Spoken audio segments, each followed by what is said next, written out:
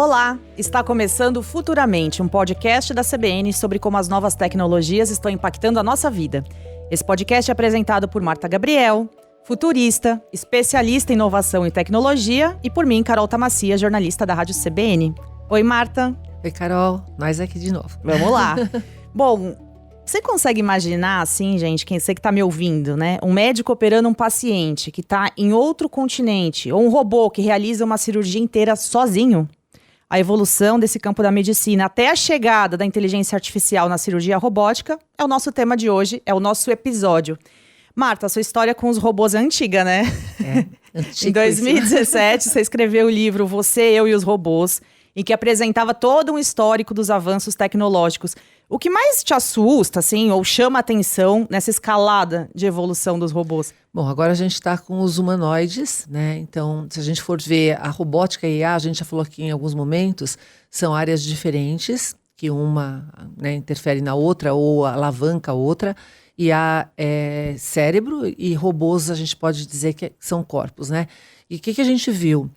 Se pegar 2018, 2019, que a IA já estava avançando, ou mesmo depois da IA generativa bombando a partir de 2023, a robótica nem tanto. Tanto que coisas que são fáceis, às vezes, para um humano fazer, para um robô é mais difícil, como trabalhar na sua casa, tirar a mesa, ter um ajuste fino para pegar coisas, etc.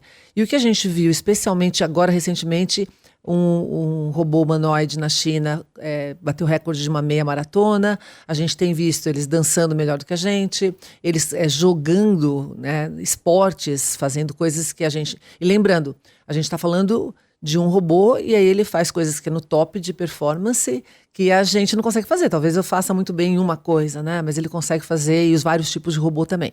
Então a gente tinha os robôs já entrando, aliás, os robôs industriais existem desde o século passado, anos 70, anos 80, nas indústrias. O que a gente viu foi essa evolução e agora mais nitidamente dos robôs humanoides. E aí, por que o robô humanoide ele tem um impacto bastante significativo? Porque não é uma questão de estética, só para lembrar, o humanoide é aquele que parece com a gente, né? Com os humanos, né? Então ele tem o nosso mesmo formato, não precisa nem ser tipo androide, ginoide, que são perfeitos. Tem alguns que são quase que, né, pele perfeita, etc. Mas ter o nosso tipo de corpo. Por quê? Se o robô tem o tipo de corpo igual ao nosso, ele consegue operar nos mesmos lugares que a gente. Então, se você pegar robôs industriais, ou braços robóticos, ou drone, qualquer tipo de robô que não sejam os humanoides, ele tem que ter os ambientes para ele poder trabalhar, né? Agora, se você tem um robô humanoide, ele entra no nosso ambiente com as ferramentas que a gente já usa e começa a operar no dia zero, né? Então, serviços físicos em ambientes não estruturados, ele começa a fazer aquilo que a gente falou, tirar a mesa, etc., e fazer essas outras coisas. E ele não substitui, isso também é interessante, porque quando a gente fala de robôs em geral, ele faz uma coisa bem feita, né? Específica, ele é bastante especializado. No caso dos humanoides, eles vêm com um pacote de atividades, né? Então, se ele está, por exemplo, na sua casa, ele vai fazer várias coisas, não só uma determinada. Se pegar na indústria, um braço robótico faz sempre a mesma coisa. Você pode até programar com IA para fazer coisas diferentes, né? Na medicina, nós vamos ter um papo super bacana aqui daqui a pouquinho, mas para mim, esse é o maior salto. E os robôs humanoides, para ajudar em ambientes sociais, porque eles têm o nosso tamanho, para servir também faz diferença, né? Então, se a gente for ver algumas coisas, né, que são fator de impacto dos humanoides, não exige redesenho, né, nem em hospital, nem em loja, nem em fábrica, nem nada. Substitui as tarefas humanas como elas são hoje, então eu não preciso ter algo especial para ele. Tem mais flexibilidade operacional, porque eles podem andar, entrar, manipular objetos nos ambientes que já estão criados, então eles entram em setores que a automação tradicional não entraria. Então isso muda também aquela coisa que a gente tem discutido de impacto da tecnologia no trabalho. E veja como é rápido, Carol, porque se a gente pegar uma evolução de robô que começa a estar disponível, e o preço também, se a gente pegar os robôs do Elon Musk, ele fala que esse ano que vem, eles devem cair para uma faixa de $30 mil ou menos até. E isso é um valor equivalente a um carro, por enquanto, né? E deve diminuir também, para você ter alguém que vai estar te ajudando em vários tipos de tarefa. E eles estão ficando cada vez mais sofisticados nessa parte, né? Um problema que a gente tem no mercado de trabalho, eles reduzem a vantagem de mão de obra barata. Porque em alguns países, em alguns lugares, não vale a pena você colocar a robótica, o robô e tecnologia de maneira geral, porque ainda é mais caro e às vezes tem que fazer todas essas adaptações, não dá para você colocar. E a mão de obra no lugar é mais barato. Agora, com esse tipo de tecnologia, você começa a substituir atividades, né, ou entrar nessas áreas. Então, ele expande a automação dos serviços físicos, da mesma forma que a IA impactou bastante todos os serviços cognitivos, criativos. Os robôs, de maneira geral, mas agora especificamente os humanoides, eles tendem a impactar bastante os serviços físicos de humano. E perceba que há uma diferença entre na era industrial, que os robôs só faziam automação na indústria, para agora que eles entram no nosso dia, no cotidiano, e isso deve começar a acontecer de uma maneira...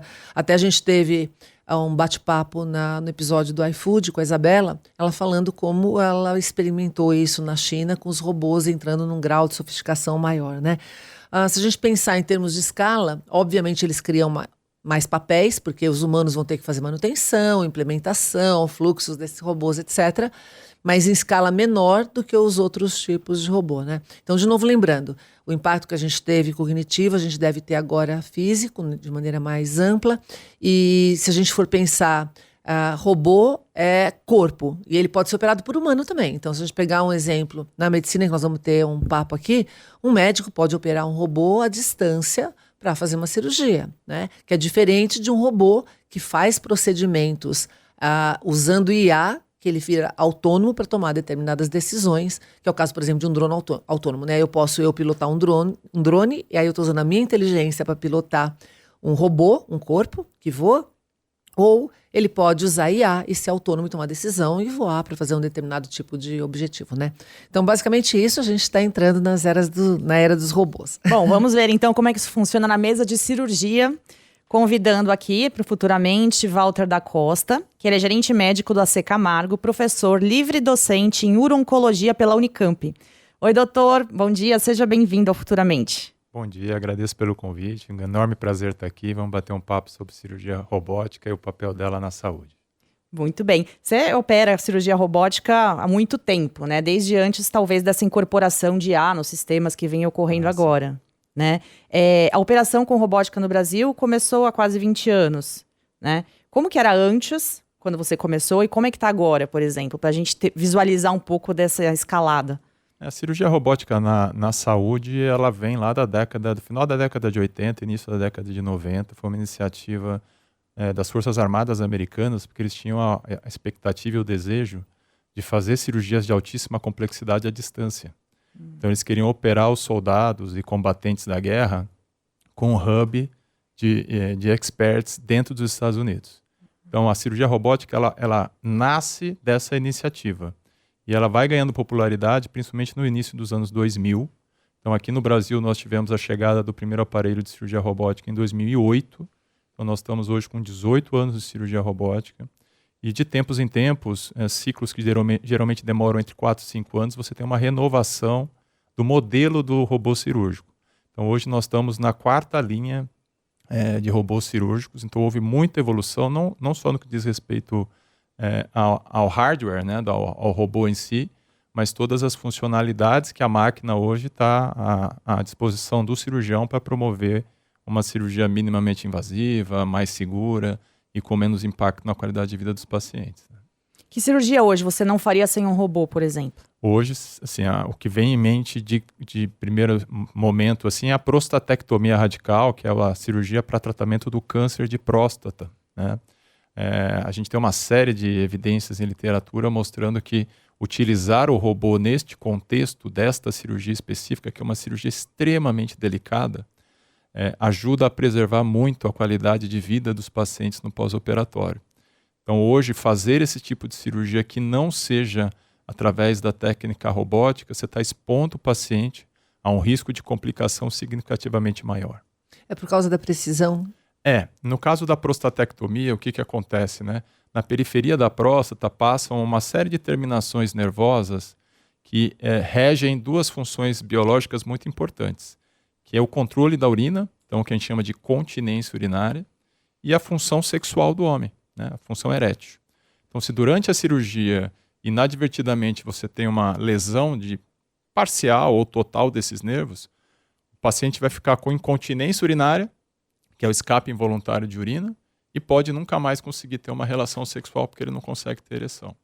Então, com o advento da cirurgia robótica, a gente consegue identificar melhor esses nervos e consegue remover a próstata, poupando os nervos ou na sua totalidade ou o máximo possível, para que a pessoa consiga continuar tendo uma vida sexual ativa depois do tratamento e que não venha a sofrer com quadro de incontinência urinária, que traz um impacto na qualidade de vida muito grande desse paciente. O Sistema Único de Saúde, né, o nosso SUS, incorporou oficialmente, inclusive, essa cirurgia robótica para o tratamento de câncer de próstata ano passado, né?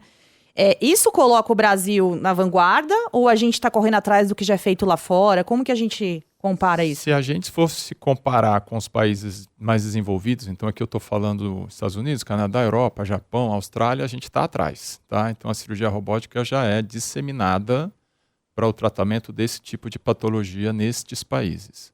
Se a gente for se comparar com países em desenvolvimento, o Brasil sim chega no momento ainda na vanguarda, né, para poder oferecer isso para a população da rede pública de saúde, né? Então, você falou bem. Então, nós estamos num momento de transformação. Então, até outubro do ano passado, esse procedimento ele não era oferecido no SUS e nem sequer era respaldado no rol de procedimentos da ANS. Então, para os pacientes que eram submetidos à cirurgia robótica, o faziam particular. Eles tinham que arcar com parte do seu tratamento. Então, a partir de outubro do ano passado, houve essa mudança de entendimento e foi dado para os serviços de saúde que estão oferecendo suporte ao SUS se prepararem durante o ano de 2026. E agora, Carol, dia 1º de abril, marcou uma data muito importante, que foi a data da incorporação da prostatectomia radical robótica no rol de procedimentos da ANS. Então, os pacientes que têm operadoras de saúde, convênios, planos de saúde, essas operadoras são obrigadas a dar cobertura para a realização da prostatectomia radical robótica por conta de todas essas vantagens que eu acabei de citar alguns minutos atrás. Tá? Então não é só o SUS, o plano também vai passar a cobrir para quem tem plano de saúde. Isso é muito bom, né? Exatamente. Né? Então, e a cirurgia realmente, então, dá uma melhora para a pessoa que está sendo operada? Não digo só no caso da cirurgia de próstata, né? Nas demais que vocês...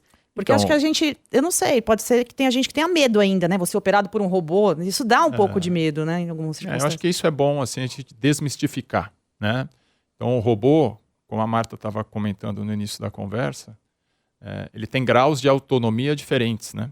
Então, o robô cirúrgico, ele não opera sozinho, né? Então, essa mensagem é muito importante que todos que estejam nos ouvindo fiquem com isso claro. O robô, ele é uma ferramenta a serviço de um cirurgião. Então, o que o cirurgião gostaria de fazer com a palma da mão, mas de uma maneira minimamente invasiva, lesando o mínimo possível o paciente, é o papel do robô. Então, o que o robô traz de inovação e de melhoria tecnológica frente às tecnologias anteriores, como, por exemplo, a videolaparoscopia? Então, a gente tem uma ampliação visual da ordem de 10 vezes. Então, você vê uma estrutura 10 vezes maior do que você veria a olho nu. Nas cirurgias convencionais, como, por exemplo, a videolaparoscopia, cabe ao cirurgião segurar as pinças e fazer os movimentos. No robô, essas pinças são acopladas em um braço robótico que responde a todo o comando do cirurgião. Então, o cirurgião está sentado numa cadeirinha, ele veste como se fosse 2 dedais e todo e qualquer movimento que ele gostaria de fazer com a palma da mão é transmitido na ponta do aparelho. O que isso traz de ganho para o doente? Você tem uma destreza, uma delicadeza de movimentos que as técnicas convencionais não têm.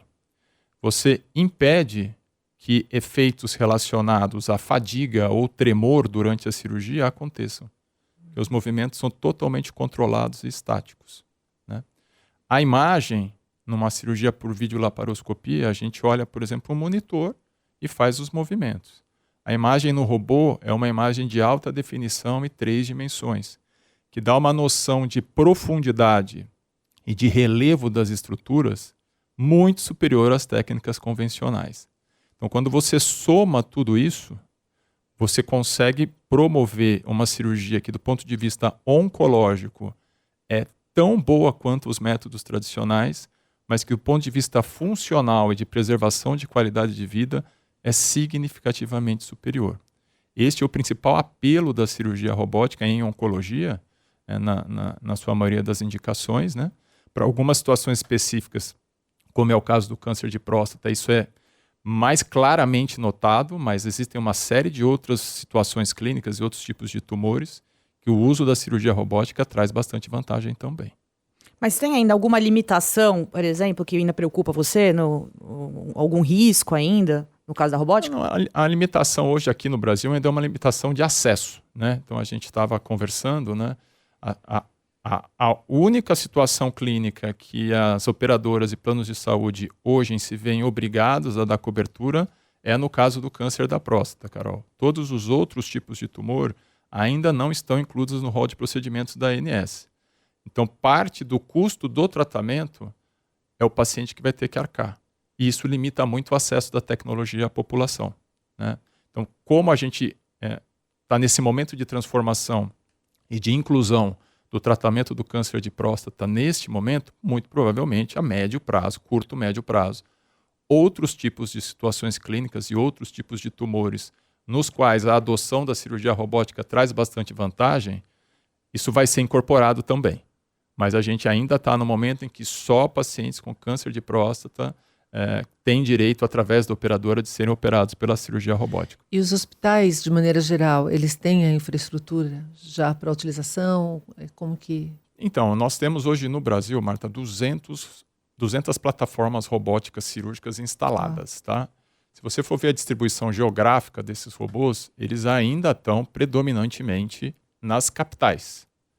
Então, São Paulo é o polo com o maior número de plataformas do Brasil, seguido aí por Rio de Janeiro, Belo Horizonte e Brasília, né? Então, a gente ainda tem algumas capitais de alguns estados que ainda não têm robôs, né? Então, boa parte desses pacientes prefere fazer o turismo médico, saem dos seus locais de origem para vir para os grandes centros para fazer os procedimentos. Agora, com essa obrigatoriedade da inclusão da prostatectomia robótica pelas operadoras, muito provavelmente o que a gente vai ver é uma pulverização maior. Sim. Porque os convênios e as Unimedes, cooperativas do interior, vão ser obrigados a dar cobertura para os seus pacientes. Então é muito provável que a gente veja uma popularização maior do uso dessas plataformas, né? Somado a isso, outros players de indústrias que fabricam plataformas estão entrando no mercado. Então, a patente da empresa que desenvolveu a plataforma robótica caiu há alguns anos. Então, o que a gente está vendo é uma competitividade maior dessas empresas que fabricam o hardware, né, o robô em si. E isso traz uma diminuição de custo, que é bom para o mercado, né, e aumenta o acesso para os pacientes também. Que legal. A gente está vendo, que nem você falou, um momento de transição, né? Mas eu queria perguntar uma coisa. Você falou que as cirurgias se beneficiam. Tem alguma cirurgia que ainda não se beneficie de robôs, que tem que ser feita mesmo no modo tradicional, porque o robô não agrega nada, nem precisão, nem nada? Sim, existe uma série de situações, né? Então, aqui a gente está falando de situações em que a pessoa tem, por exemplo, uma doença localizada, um câncer localizado. Nessas situações, o uso da cirurgia robótica faz mais sentido. Uma doença mais avançada, um estágio localmente avançado ou metastático, muitas vezes a cirurgia aberta, convencional, ainda é necessária, tá? Okay. Agora, com a maior popularização e utilização do robô, o que a gente está vendo é uma ampliação das suas indicações.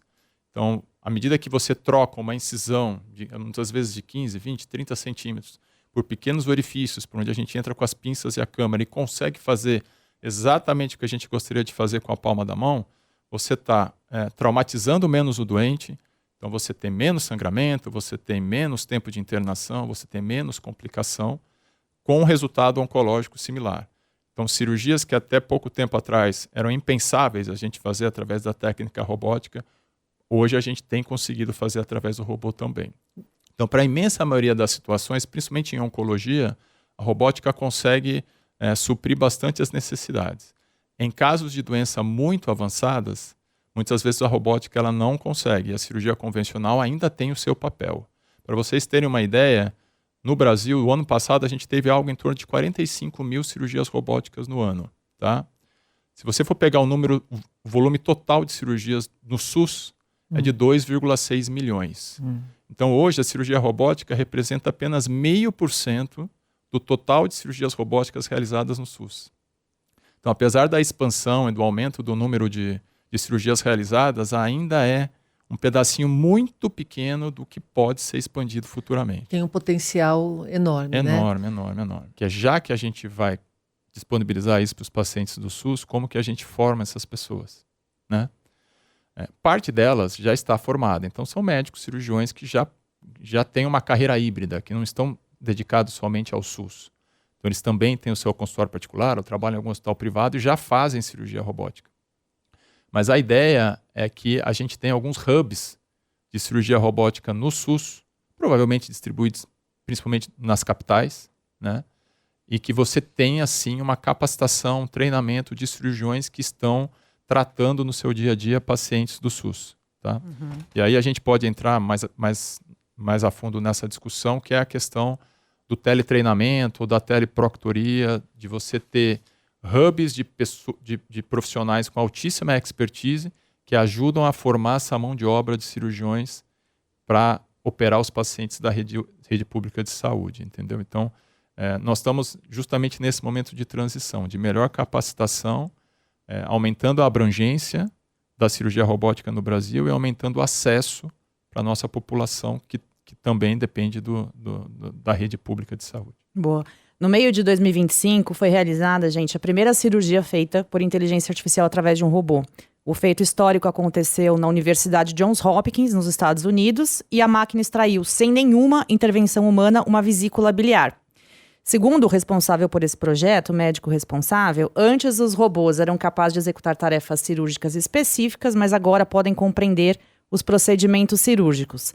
Aí eu te pergunto, né, um robô hoje com a inteligência artificial, ele já entende uma cirurgia ou ainda está basicamente executando os comandos? Você concorda com essa provocação que eu... A provocação é ótima e eu acho que a gente está indo neste caminho, tá? Agora, falar que essa é a nossa realidade, aí eu discordo, a gente está bem longe ainda.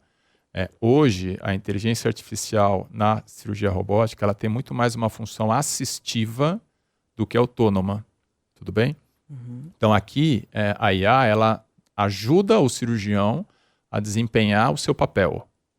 Existem alguns estudos pré-clínicos, e você deu um exemplo deles, que é esse da Johns Hopkins, de que nós já teríamos algoritmos, inteligências suficientes para entender os passos da cirurgia, os momentos da cirurgia e, eventualmente, desempenhar algumas tarefas, né? Então, nós tivemos recentemente um artigo publicado de uma IA que fez uma anastomose intestinal. Então, O que é anastomose? Anastomose é quando você corta o intestino e depois você religa o intestino. Você precisa fazer uma sutura, fazer uma série de pontos para você fazer essa comunicação de uma alça intestinal com a outra. Então, já existem algoritmos que conseguiram fazer isso em laboratório. Então, ele consegue identificar qual que é a alça intestinal de um lado ou do outro lado, e a máquina passa os pontos sozinha, absolutamente autônoma. Agora, são estudos pré-clínicos.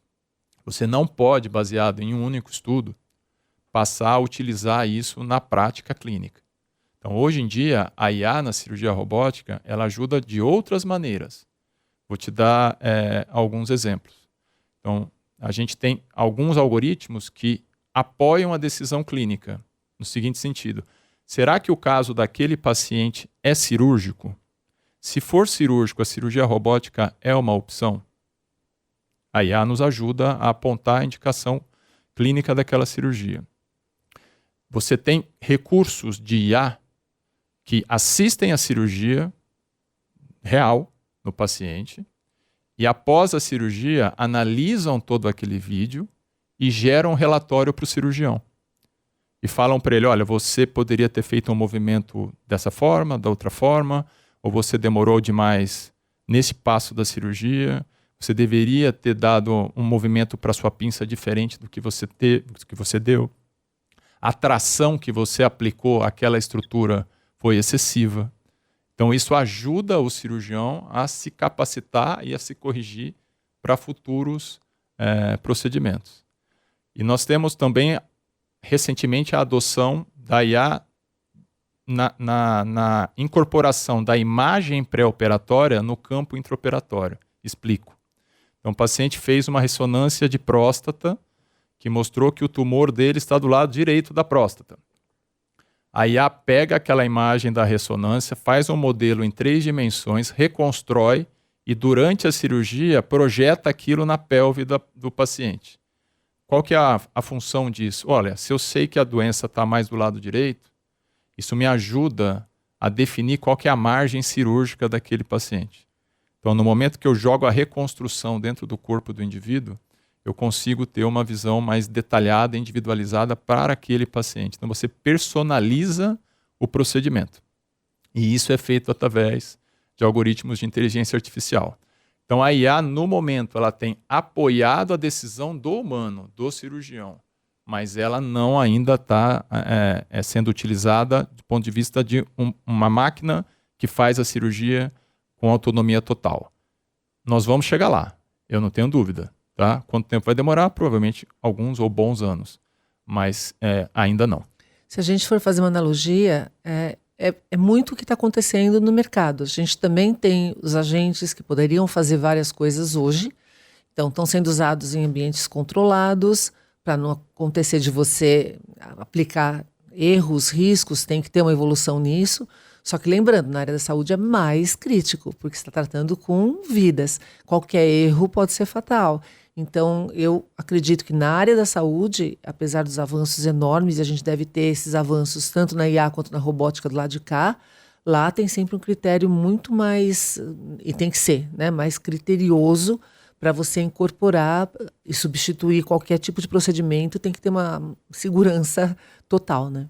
Eu fico pensando ainda, né, porque a gente sabe que toda cirurgia tem risco, a gente sempre ouve falar isso, né? Mas a tecnologia, em algum momento, ela não pode adicionar mais riscos? Por quê que eu tô perguntando isso? Então, tem uma cirurgia feita à distância. Aí tem um atraso na internet, um delay, né? Entre o comando que o médico deu e a execução ali no paciente. Quem que responde? O provedor de internet pode ser acionado? Ou ainda, se o robô falha, a empresa que desenvolveu o robô, ela também é arrolada no processo ali?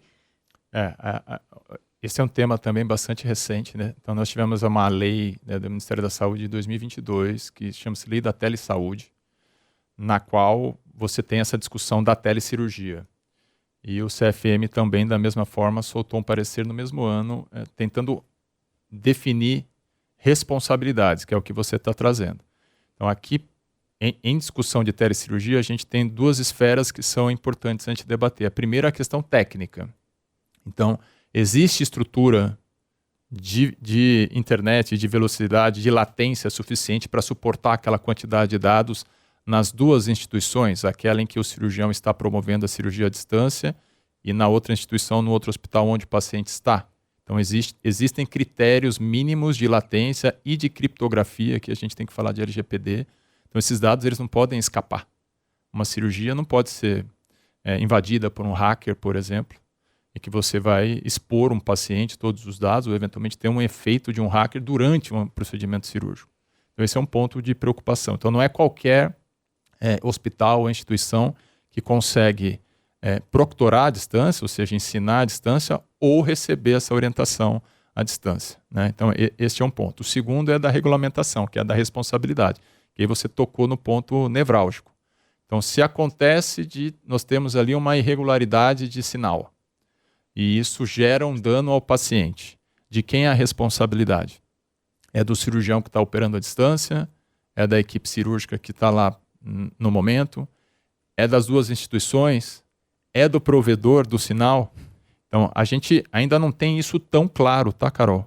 Mas a gente caminha para uma responsabilidade compartilhada, em que todos os players que estão participando daquele processo vão assumir parte da responsabilidade, tá? Um ponto de suma importância. Qualquer procedimento de telecirurgia demanda que uma equipe cirúrgica capacitada esteja do lado do paciente. Isso que eu ia perguntar, tá? Porque eu imaginava isso, que do lado de lá você tenha algo deu errado, tem alguém que possa assumir e continuar dali para frente, né? Isso deveria ser um dos critérios. Isso está na resolução do CFM. Então, qualquer problema técnico que interrompa essa transmissão, Tem que ter uma equipe capaz de assumir por completo o Porque está procedimento. acompanhando, inclusive, né? Está acompanhando o passo a passo ali, ou seja, acontecer alguma coisa, você tem como entrar naquele momento, não vai começar do zero, você já sabe o que está acontecendo, Exatamente. né? Está acompanhando. Essa questão da responsabilidade compartilhada é super discutida com os carros autônomos também, com qualquer coisa autônoma, né? Então, é a mesma coisa que pode acontecer. Um carro autônomo atropela alguém, ou acontece um acidente porque alguém bateu nele e aí ele desviou, e de quem que é a culpa? É do dono do carro, é de quem fabricou, é do software, é do sinal da internet, e essa é uma discussão recorrente porque não tem uma solução fácil para isso, né? Para determinar e ver quem que contribui, tem cargas aí. É compartilhado, mas teria que evoluir para que as várias partes que estão envolvidas sejam não penalizadas inadequadamente, mas alguém tenha responsabilidade, ou né? Alguns tenham responsabilidade. Essa coisa da telecirurgia, cirurgia à distância, chama muita atenção, né? Eu vi um caso de um médico na Flórida que operou a próstata de um paciente em Angola. Aqui no Brasil também tem outros exemplos, né? De cirurgião no local, paciente no outro. Traz pra gente mais alguns casos curiosos, assim, porque para muita gente isso ainda é coisa de ficção, né? Não, você deu os exemplos mais emblemáticos, né? Então, no ano passado, a gente teve esse caso desse paciente que foi operado em Angola por um cirurgião em Miami, né? Então, eram 11 mil quilômetros de distância entre os dois hospitais, a cirurgia transcorreu super bem. Recentemente tivemos o caso aqui no Brasil, entre um hospital privado aqui de São Paulo e outro de Porto Alegre, um tumor de próstata, inclusive, uma prostatectomia radical. E mais recentemente, uma conexão entre o ICESP, que é o Instituto do Câncer do Estado de São Paulo, e o Hospital Universitário, que fica aqui do lado, de cirurgias que foram feitas à distância entre o ICESP e o HU, né? Então, todos esses procedimentos mostraram que, do ponto de vista técnico, quando bem preparadas as duas instituições, é plenamente factível. Não existe uma limitação técnica. Eu acho que hoje a questão principal está justamente na questão da regulamentação e da responsabilidade. Mas, se você me permite, eu acho que a telecirurgia talvez ela tenha um papel muito grande na questão da capacitação de jovens cirurgiões, em que você pode estar realizando uma cirurgia num local um pouco mais longínquo, sendo monitorado ou proctorado por um cirurgião que tenha uma experiência maior em um grande centro. Então, o Dr. Walter não precisa ir até Palmas para ensinar um cirurgião a fazer a cirurgia lá. Eu posso fazer essa orientação à distância. Posso apoiar esse jovem cirurgião a fazer o procedimento à distância. Então, nesse contexto de oferta da cirurgia robótica dentro do SUS e até mesmo dentro da saúde suplementar, talvez a telecirurgia nos ajude a promover uma melhoria de qualidade do procedimento cirúrgico para todo o território nacional. Então, de um hub super especializado aqui num grande centro, São Paulo é um exemplo, mas tem outros, você consegue disseminar conhecimento e expertise técnica para esses jovens cirurgiões que estão entrando na plataforma há pouco tempo.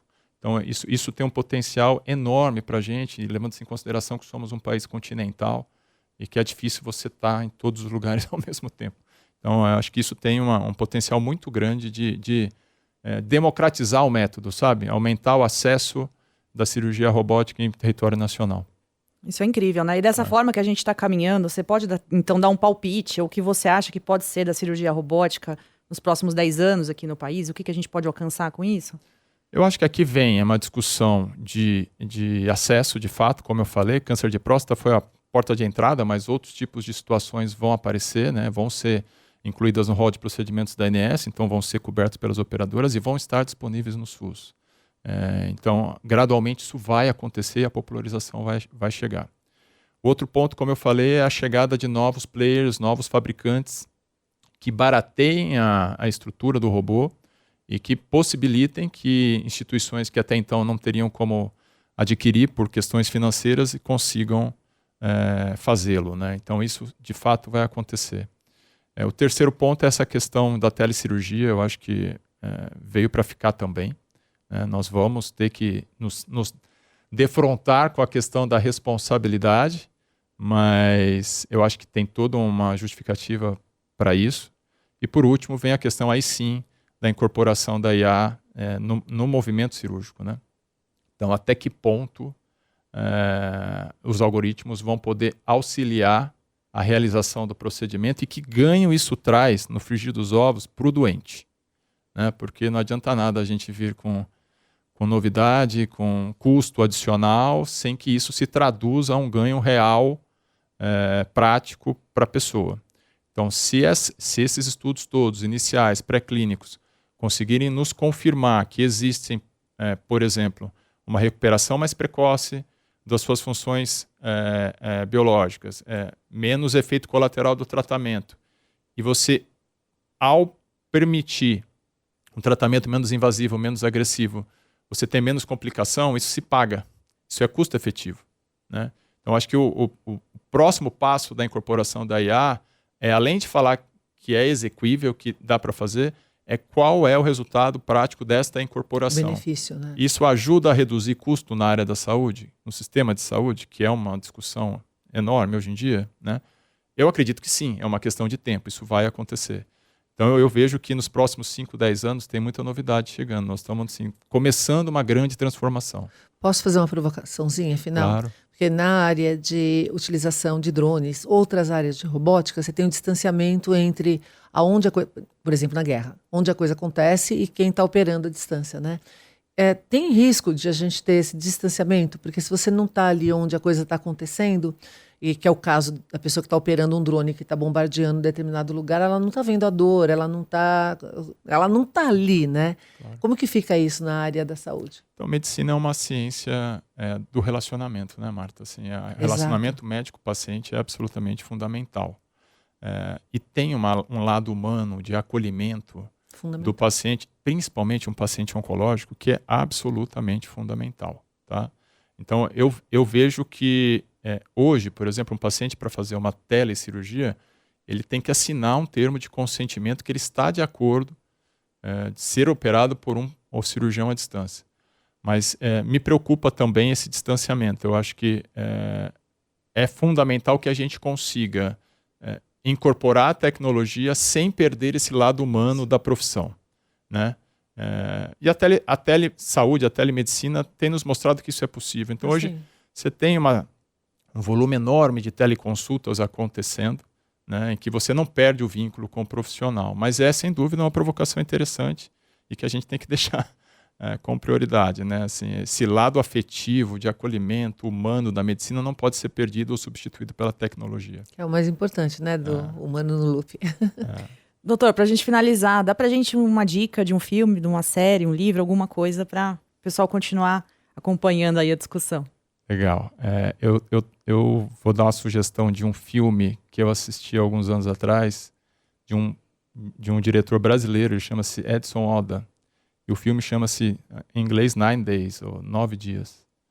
É um filme super interessante, que fala a respeito de uma entidade mística que tem o papel de, em 9 dias, selecionar se as pessoas merecem ter uma oportunidade e ingressarem na vida. Então é um contexto pré-vida.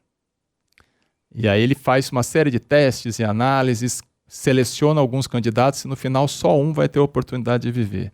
Esse filme é altamente introspectivo e realça a sorte e a bênção que a gente tem de estar vivendo hoje em dia num mundo em constante transformação, cheio de coisa bonita, legal acontecendo.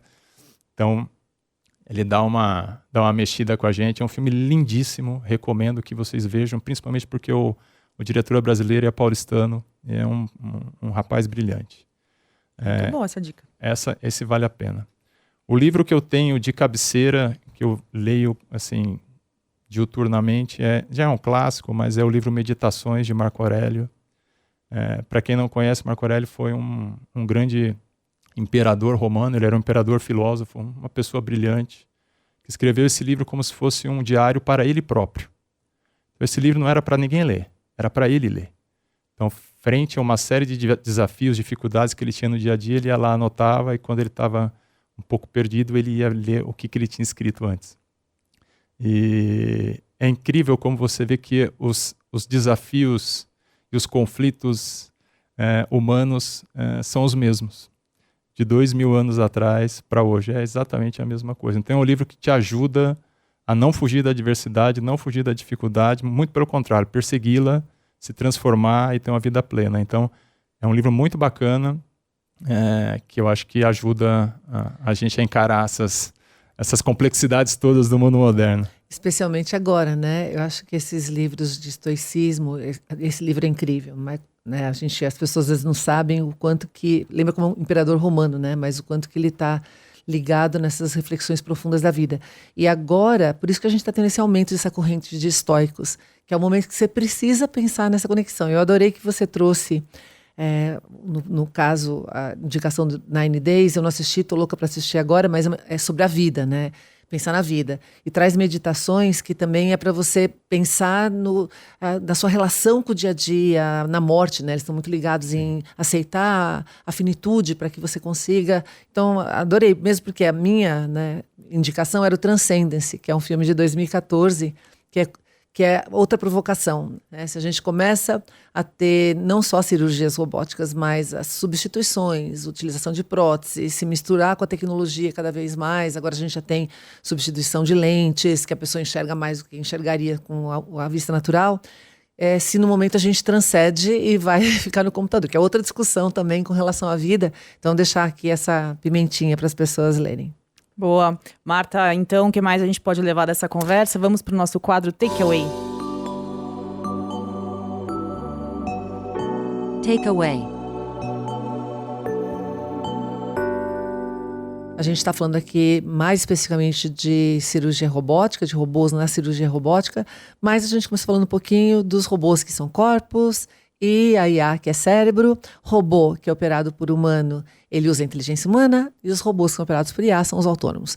No caso da cirurgia robótica, a gente teve o prazer de ter com a gente aqui o professor Walter da Costa, que é um especialista, cirurgião, falando que no Brasil e na maior parte do mundo ainda é feito por cirurgião. Então, o robô ele assiste os cirurgiões em vários graus, e a IA também assiste. Então, ele usa o robô para melhorar a sua técnica, ele tem precisão, tira tremor, aumenta em 10 vezes a sua visão, além de trazer em 3D, e agora também a IA trazendo ajuda na decisão clínica, feedback, que eu achei sensacional isso, de a IA assistir a cirurgia para te ajudar a treinar, melhorar e praticar. E eu achei mais sensacional ainda IA trazer as imagens dos exames, trazendo durante o momento do procedimento em 3D, melhorando não só a personalização da cirurgia, como a precisão também, que são coisas, né, então, incríveis, que têm potencial para melhorar a vida do paciente. Outra coisa que achei muito interessante na nossa conversa é que o tratamento ou a cirurgia tradicional versus a robótica, talvez o resultado final de resolver o problema é o mesmo, né? Mas, ontológico, mas o resultado na qualidade de vida, no procedimento, etc., com a robótica muitas vezes é bem melhor. Algumas cirurgias que não podem ficar sem, que a Carol perguntou. Então, cirurgia para tratamento de câncer de próstata realmente precisa, porque ela traz N melhorias em termos de precisão, que podem impactar na vida do paciente, e tem algumas que ainda continuam sendo feitas da forma tradicional, porque elas exigem um cuidado maior, exploratório, tem que abrir, e isso está mudando também. A gente está no momento de transição. O Brasil hoje está na vanguarda dos países em desenvolvimento, mas tem outros países que estão na vanguarda mundial, Japão, Austrália, Estados Unidos, de maneira geral. No Brasil, a gente já tem 200 plataformas cirúrgicas que podem ser usadas. Lembrando também, nas capitais tem mais, a gente tem a questão do acesso. Desde o ano passado entrou como um procedimento que vai ter que ser colocado obrigatoriamente para ser atendido no SUS, e isso deve dar um avanço bastante grande na disseminação dessas plataformas, por obrigatoriedade. E também o Dr. Walter trouxe a questão de os players que estão entrando, diminui a concorrência, diminui custos, isso também favorece bastante na adoção. A educação médica é outra questão, a gente vai precisar dos médicos educados. Então, além da capacitação que é feita hoje na residência, e a gente vai começar a ter isso mais disponível, também tem os fellowship, onde e outra coisa interessante, a telemedicina pode ajudar os médicos especialistas a fazerem ao treinamento dos cirurgiões mais novos, né, que estão entrando na carreira. Então, existem tipos de robôs diferentes, tem os generalistas, que fazem muito mais tipos diferentes de procedimentos, e tem os mais específicos, os mais especialistas. Questão de responsabilidade, ainda tem uma discussão bastante grande. A gente tem a parte técnica, que é ok, velocidade, LGPD, latência, internet nas duas pontas. A gente tem que ter uma equipe de backup também onde está sendo feita a cirurgia, mas a regulamentação ainda tem um campo aí meio nublado, que em todas as áreas de regulamentação de IA estão assim. Então a gente já tem algumas cirurgias feitas remotas aí, né? Não só robótica mais remota, como Angola para Miami, Miami para Angola, na realidade, Brasil, São Paulo, Porto Alegre, Poa, né? E a ICESP e o Hospital Universitário.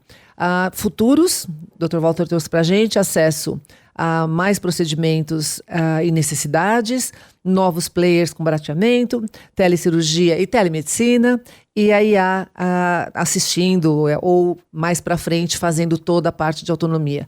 A gente falou também do distanciamento, da humanização, que é importante, mas com certeza isso está sendo levado em conta conforme isso vai evoluindo. Dica do doutor para a gente, 9 Days, que tem um diretor brasileiro, Edson Oda, que é sobre a vida, meditações de Marco Aurélio, e eu falo para você assistir Transcendence 2014, que também é para a gente pensar um pouquinho nesse nosso processo evolutivo, como que a gente vai se misturando com as máquinas e como é que a gente acaba indo para um outro contexto de humanidade. Então, é isso, Carol. Obrigada, doutor, pela sua presença. Foi muito bom ter você aqui, trazendo tantos esclarecimentos, né, Marta? Muito, muito bom. Obrigado, pessoal. O Futuramente, então, fica por aqui. A gente se encontra na próxima terça-feira com mais um episódio. Você pode encontrar a Marta no Instagram, @MartaGabriel. Pode mandar um e-mail para futuramente@cbn.com.br. Esse podcast teve apresentação de Marta Gabriel e Carol Tamassia, produção de Ellen Menezes, edição de Priscila Gubiotti, trabalhos técnicos de Isabel Gomes, coordenação é do Thiago Barbosa e a direção é do Pedro Dias Leite. Tchau, gente. Até a próxima.